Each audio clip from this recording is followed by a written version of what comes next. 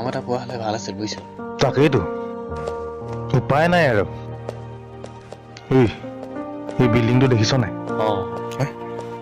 এই বিল্ডিংটোৰ মালিকটো এটা ডাঙৰ ব্যৱসায়ী। হয় নেকি? 100 বিঘা মাটিৰ বাগান আছে, 5খন নাইট চুপাৰ আছে, তামাম ধনী। এটা কাম কৰিম নহ'লে, ক এই মানুহজনৰ বাগানলৈকে এদিন আমি কাম বিচাৰি যাম ওলাবি। ভাল হ'ব। লগত আমাৰ তাকো লৈ যাম। কোন? আমাৰ তাক ন? এই ভাল হ'ব বৈ, এদিন আহিম দেই। এদিন আহিব লাগিব।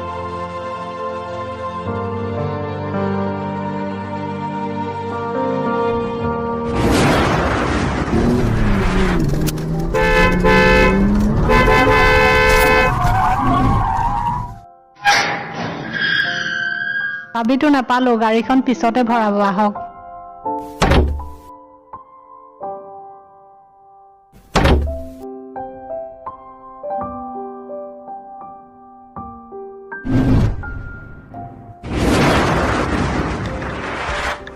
আমি 6 বছৰ আগতে মালিকৰ বাগানত চাকৰি বিচাৰি গৈছিলো।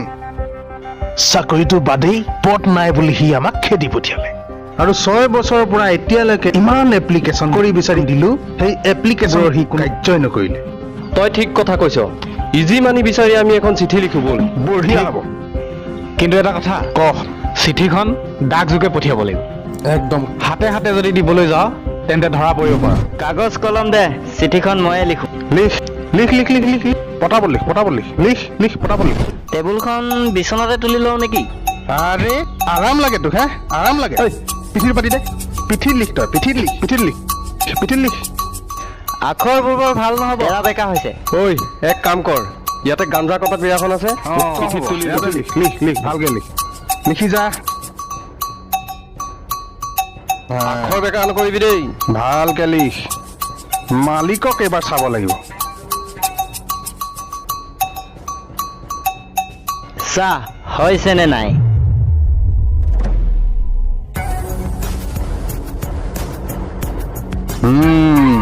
ভাল হৈছে। ভাস্কৰ, এইখন ল, ডাকঘৰত দি দিবি। হয় দোস্ত, ল এইখন ডাকঘৰত পোষ্ট কৰি দিবি।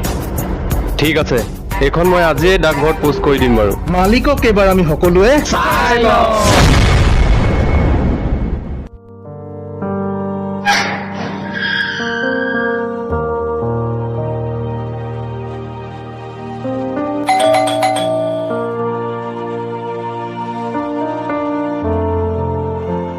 বাইদেউ, ছাৰৰ এখন চিঠি আছিলে। দিয়া।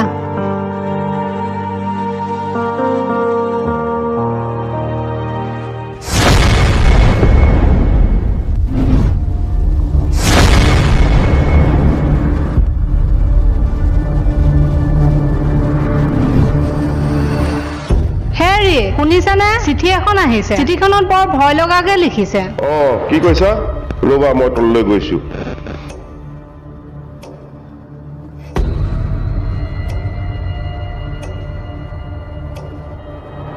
কি হ'ল দেউতা? বৰ ভয়ংকৰ চিঠি এখন আহিছে। চাওঁ চিঠিখন দিয়াচোন। সেইখন লওক। মহাশয়, বিশেষ কাৰণত চিঠিখন লিখিলো। যেনেকৈ নহওক, আপুনি জীৱনত বহুত ইনকাম কৰিছে, ডাঙৰ বিল্ডিং সাজিছে, ল'ৰা ছোৱালীক ভাৰতৰ বাহিৰত পঢ়াইছে, 5খন নাইট চুপাৰৰ মালিক। আমাৰ ভাগ্যত আপোনাৰ বাগান অথবা নাইট চুপাৰত কাম কৰিবলৈ সৌভাগ্য নহ'ল। আমি আজিও বেকাৰেই হৈ আছো। এতিয়া আমি ইজি মানি বিচাৰি আছো। আপোনাৰ ঘৰলৈ এদিন ৰাতি যাম। আমাক 10 লাখ টকা দিব লাগিব, নহ'লে আপোনাৰ ঘৰৰ সকলোৰে বিপদ অনিবাৰ্য।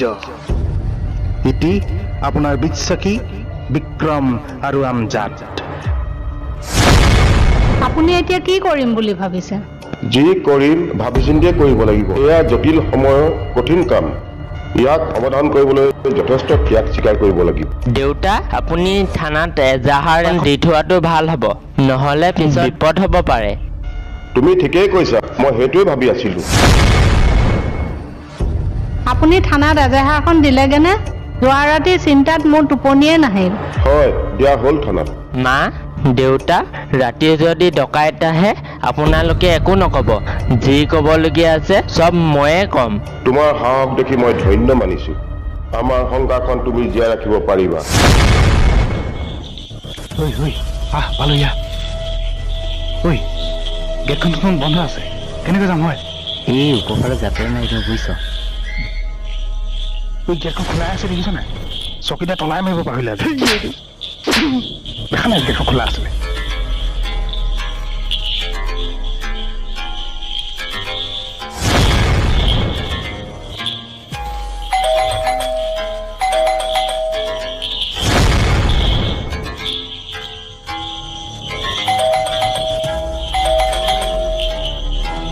কোন আজি আমাৰ ঘৰত মা দেউতা নাই আপোনালোক কাইলৈ আহিবচোন ঐ কি কৰে এতিয়া বাদ দে বল বল বল বল বল বল বল বল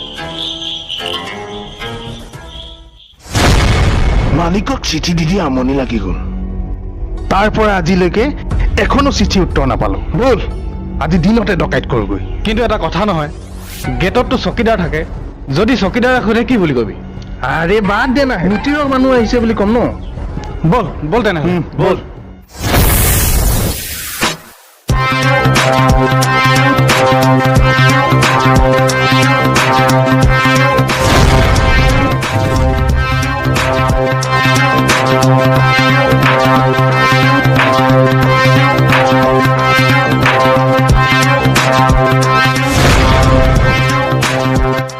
এই মালিক আছে নাই আছে আছে গেটখন খোল ক'ৰ পৰা আহিছে কি কামত আহিছে মালিকে আমাক মাতি পঠিয়াইছে হয় নেকি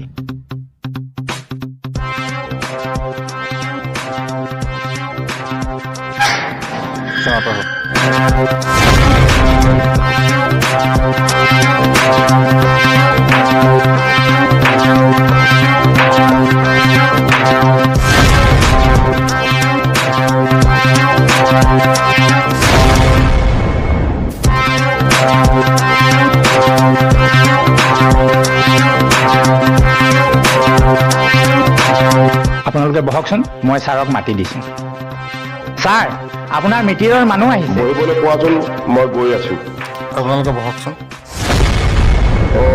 আলহী দেখোন চিনি পোৱা নাই আমি এই অঞ্চলৰে ল'ৰা আপোনাক আজিলৈকে আমি কেইবাখনো চিঠি দিলোঁ আৰু আজিলৈকে আপোনাৰ পৰা আমি এখনো চিঠি উত্তৰ নাপালোঁ সেয়েহে আজি আমি আপোনাৰ ওচৰলৈ নিজেই আহিলোঁ দিয়ক দিয়ক আজি আমাক সেই 10 লাখ টকাটো দিয়ক তোমালোকে বিচাৰিছা হয় কিন্তু মোৰ হাতত ইমান পইচা নাই ক'ৰ পৰা দিম বেলেগ এদিন দিলে নহ'ব জানো নহ'ব যদি টকা নাই তেন্তে আপোনাৰ বাগানখন আমাৰ 4জনৰ নামত লিখি দিয়ক আৰু ঘৰৰ সকলোৱে তাত চহী কৰি দিয়ক বুজি পাইছেতো বিনা পইচাত আমাৰ বাগান কিয় দিম টকা লৈ আহক উচিত মূল্যত আমি চহী কৰি বিক্ৰী কৰি দিম কি কথা কৈছে আপুনি ইমান টকা থকা হ'লে আমি আপোনাৰ ওচৰত ডকাইত কৰিবলৈ আহিলোহেঁতেন নেকি হয় একেটা ঠিকেই কৈছে আমি সকলোৱে ইজি মনি বিচাৰি আহিছোঁ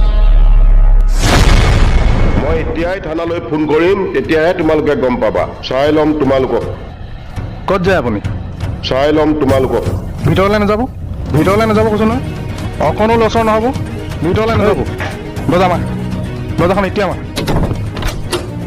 চাওঁ ক'ত যায় আপুনি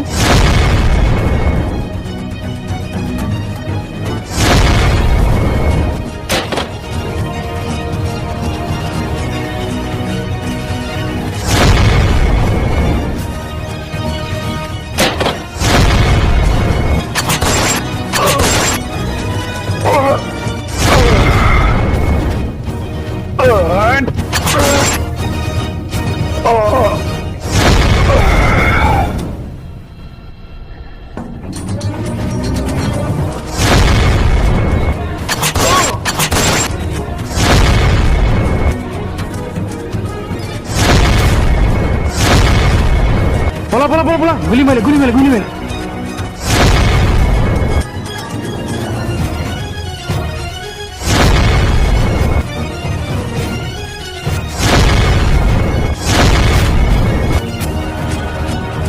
এইফালে ৰাস্তা নাইচোন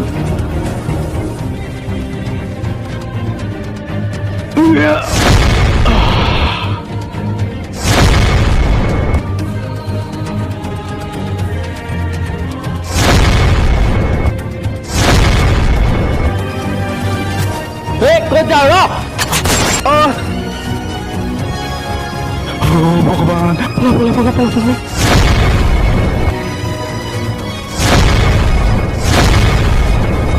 ভাল বাছিল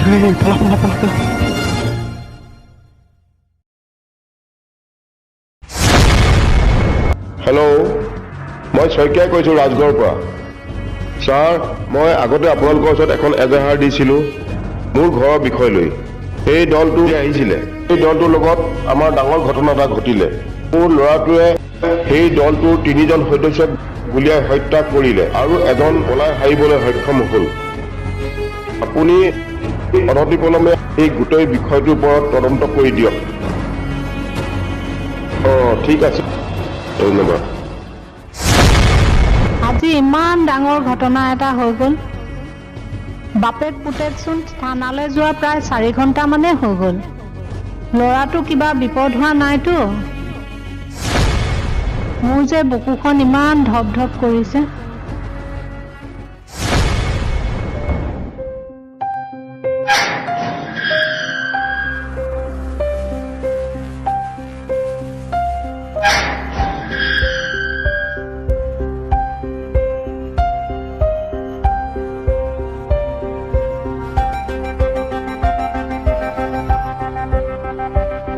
আহক ছাৰ আহক ভিতৰলৈকে আহক ভিতৰতে বহিব ব'লক আহক বহকচোন ঠিক আছে বহিছোঁ বাৰু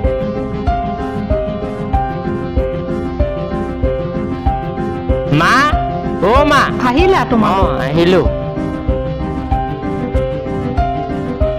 ইমান দেৰি হ'ল যে থানাত কি ক'লে আমাৰ একো অসুবিধা হোৱা নাই চব ঠিকমতে হৈ গ'ল ল'ৰাটোৰ কোনো দুখ নাই বুলি ক'লে আৰু এখেতেই গোটেই কথাখিনি বুজাই দিব থানাত কি হ'ল আচলতে কথাটো কালি মই গম পালোঁ এই গোটেই ঘটনাটো 397 ধাৰাৰ মতে পৰে আচলতে কথাটো এনেকুৱা হ'ল যে ল'ৰাটো যিহেতু নাবালক 18 বছৰৰ তলত আপোনাৰ ল'ৰাটোক আমি IPC ছেকশ্যন 100 আৰু 101ৰ মতে নিৰ্দোষী সাব্যস্ত কৰিছোঁ